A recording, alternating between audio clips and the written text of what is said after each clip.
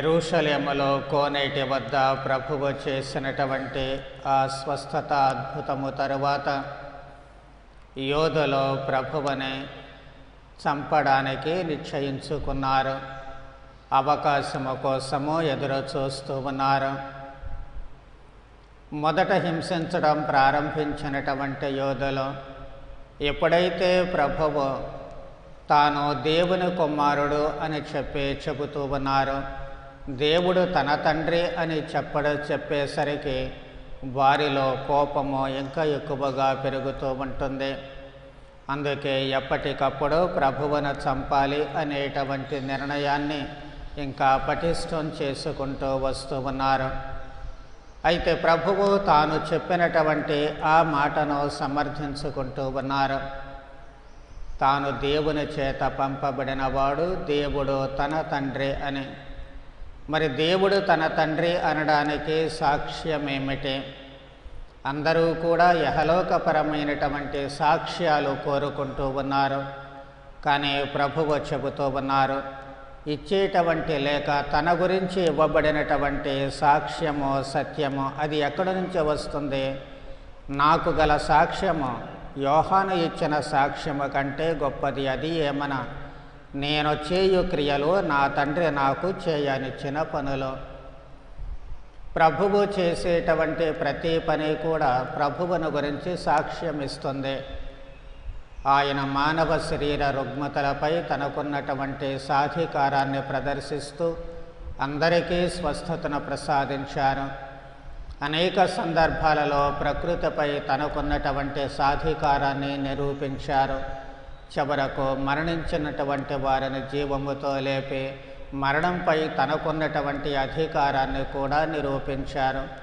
కాబట్టి అన్ని విధాలుగా తాను చేసినటువంటి ప్రతి పని కూడా తండ్రి చేత ఆమోదము పొందింది. కాబట్టి తండ్రి తనను ఈ పనులన్నీ చేయనిస్తూ ఉన్నారు. కాబట్టి తాను తండ్రికి కుమారుడు లేక దేవుని కుమారుడు అనేటువంటిది సాక్ష్యము. అంతకంటే మించినటువంటి సాక్ష్యము ఇంకొకటి లేదు. తాను చేసే ప్రతి పని తన గురించి సాక్ష్యం ఇస్తూ ఉంది. దానికి తోడు దేవుడు తనను చేయడానికి అనుమతి ఇస్తూ ఉన్నారు, చేయనిస్తూ ఉన్నారు. దైవ సహకారము లేకపోయినట్లయితే ఏ పని చేయడానికి అవకాశం ఉండదు. అందుకే అనేక సార్లు ప్రజలందరూ అంటూ ఉన్నారు, దేవుడు మన మధ్య ఉన్నారు అని ప్రభువు చేసిన అద్భుతాలు బోధనలు విన్నప్పుడు కూడాను.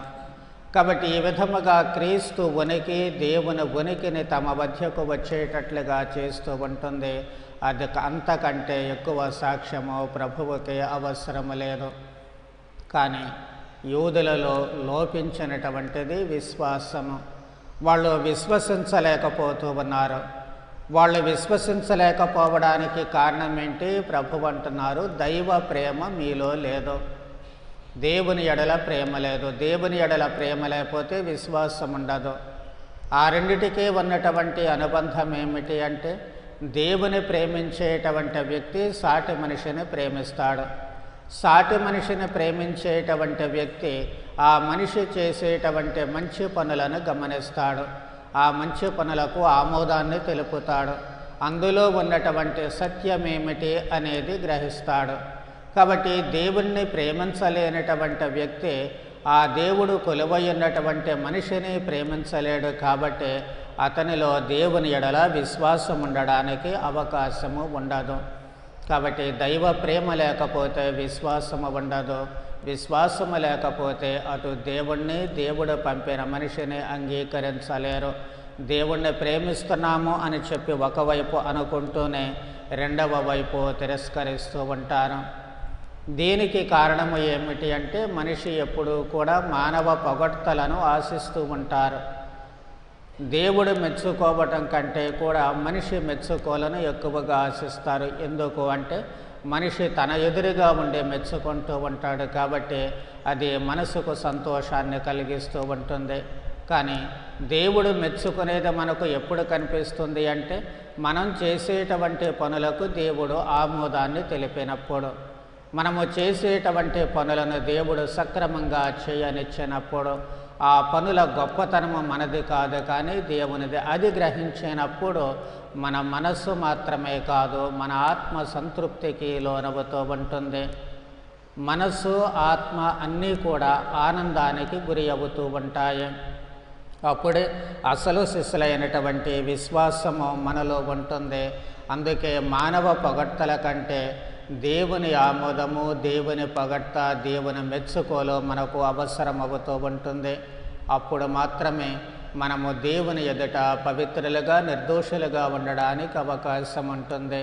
ప్రభువు మరో మాట కూడా స్పష్టం చేస్తున్నారు. నేను మిమ్మలను ఖండిస్తాను అని కానీ లేక దేవుని ఎదుట మీకు వ్యతిరేకంగా చెబుతాను అని మీరెప్పుడూ భావించవద్దు అని చాలా స్పష్టం చేస్తున్నారు. దేవుడు తన కుమారుని ఈ లోకానికి రక్షించడానికే కానీ ఖండించడానికి పంపలేదని నికోదేమునితో జరిపిన సంభాషణలో ప్రభువే స్పష్టం చేస్తున్నారు. కాబట్టి మీరు ఎప్పుడూ భావించిన అవసరం లేదు, నా మాట వినలేదని, నా క్రియలు అంగీకరించలేదని, లేక నన్ను చంపజూస్తున్నారని. మీకు వ్యతిరేకంగా నేను ఎప్పుడూ దేవుడి దగ్గర మాట్లాడాను, నా తండ్రి దగ్గర మాట్లాడాను. రక్షించడము ఒకటే నా పని. మిమ్మల్ని ద్వేషించడమో కాదు, మిమ్మల్ని ఖండించడమో కాదు, మీకు వ్యతిరేకంగా దేవుడికి ఫిర్యాదు చేయడమో కాదు. మరి మీకు వ్యతిరేకంగా ఫిర్యాదు చేసేవాళ్ళు ఎవరు, దేవునికి నివేదించేవాళ్ళు ఎవరు అంటే, ఒకటి మీరు చేసేటువంటి క్రియలే.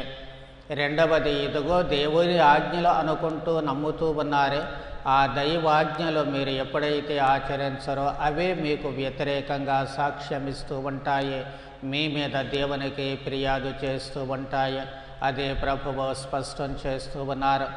కాబట్టి ఈ తపస్సు కాలంలో ప్రభువుతో పాటు మనము చేసేటువంటి ఈ ప్రయత్నములో ఒకటి, ప్రభువైన యేసుక్రీస్తు క్రియలు నాడు చేసినటువంటివి ఈ రోజున మనుషుల ద్వారా చేస్తూ ఉంటారు. కాబట్టి దేవుని చేయబడిన క్రియలు ఏమిటి అనేటువంటివి మనం గ్రహించినప్పుడు వానిని విశ్వసించాలి. దేవునిపై మనము ప్రేమను పెంచుకున్నట్లయితే ఖచ్చితంగా సాటివారి ఎడల ప్రేమను పెంచుకోవాలి. ప్రభువుతో మన ప్రయాణము సజావుగా సాగాలి అంటే ఈ సాటి మనిషిపై ఉన్నటువంటి ప్రేమ ఎప్పటికప్పుడు వృద్ధి చెందాలి. మనుషుల అవసరాలలో ఆదుకోవడం మాత్రమే కాదు, కానీ దేవుడు వారి ద్వారా చేసేటువంటి మంచి క్రియలను మనము గుర్తించాలి. అదే మన జీవిత మార్పుకు సాక్షిభూతులు కావాలి. అప్పుడే దేవునిలో మన విశ్వాసము పెరుగుతూ ఉంటుంది. అలా విశ్వాసం పెంచుకున్నట్లయితే దేవుని క్రియల వైపే మన చూపు ఉంటుంది. తద్వారా దైవాజ్ఞలు లేక దైవ చట్టాన్ని మనము ఆచరించగలుగుతూ ఉంటాము. అలాంటి మనస్తత్వాన్ని మనందరికీ ప్రసాదించమని, మన ఈ ప్రయాణము సక్రమంగా సజావుగా సాగిపోవడానికి అవసరమైన వరానుగ్రహాలను దయచేయమని భక్తితో ప్రార్థన చేద్దాం. పితా పుత్ర పవిత్రాత్మ నామమున.